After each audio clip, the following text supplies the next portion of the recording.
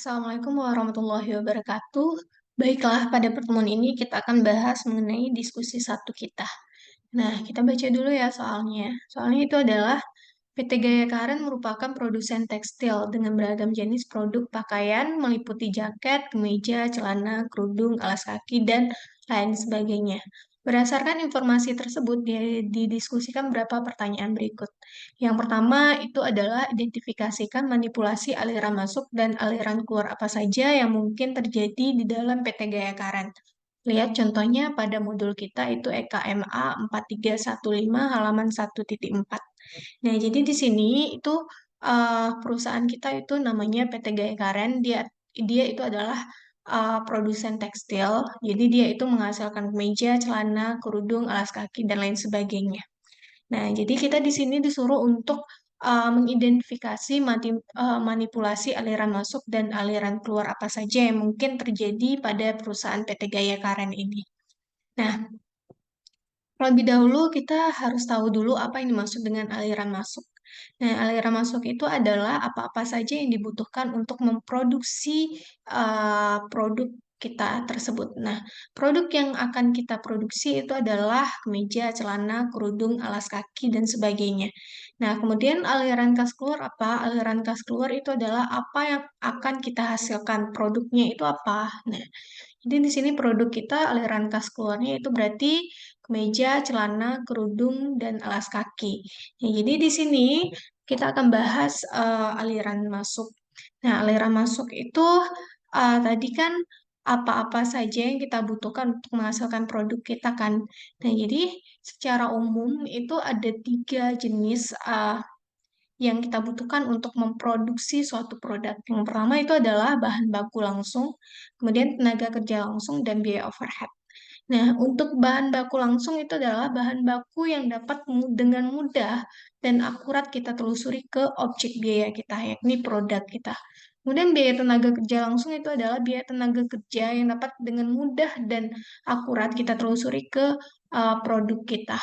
Nah, kemudian untuk biaya overhead itu terdiri dari tiga pengelompokannya. Yang pertama itu adalah biaya bahan baku tidak langsung, kemudian biaya tenaga kerja tidak langsung, dan biaya overhead pabrik lainnya. Nah, jadi em, kalau misalnya biaya bahan baku langsung itu contohnya yang dapat dengan mudah dan akurat kita telusuri ke objek biayanya itu adalah uh, ke produk itu yang dapat dengan mudah kita lihat itu apa? Kalau kemeja, celana berarti kainnya. Kainnya itu adalah biaya bahan baku langsungnya. Kemudian habis itu biaya bahan baku tidak langsungnya apa? Biaya bahan baku tidak langsungnya contohnya itu benang.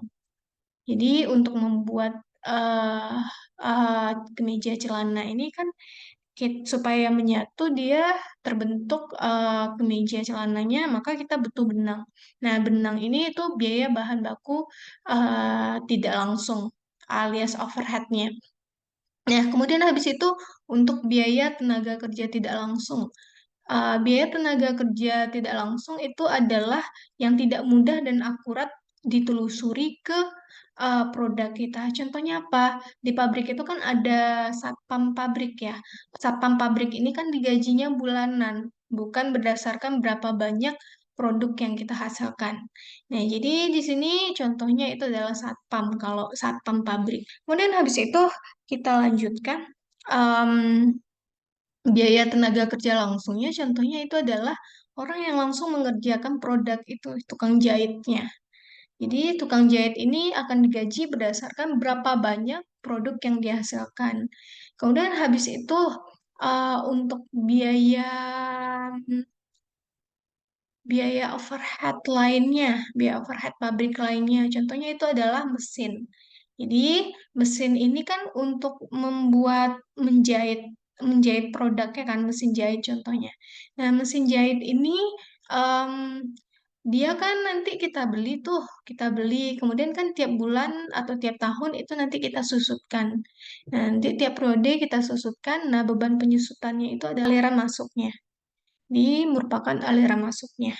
Di sini kayak gitu. Jadi aliran masuk dari perusahaan kita untuk memproduksi produk ini itu adalah terdiri dari contohnya kalau kita gabungkan itu adalah mmm, apa, mmm, bahan baku kainnya, kemudian habis itu bahan baku benang, terus habis itu, orang yang tukang jahitnya, kemudian habis itu, apalagi, satpam pabriknya, kalau kita pakai satpam, terus habis itu yang terakhir itu pembelian mesin kita.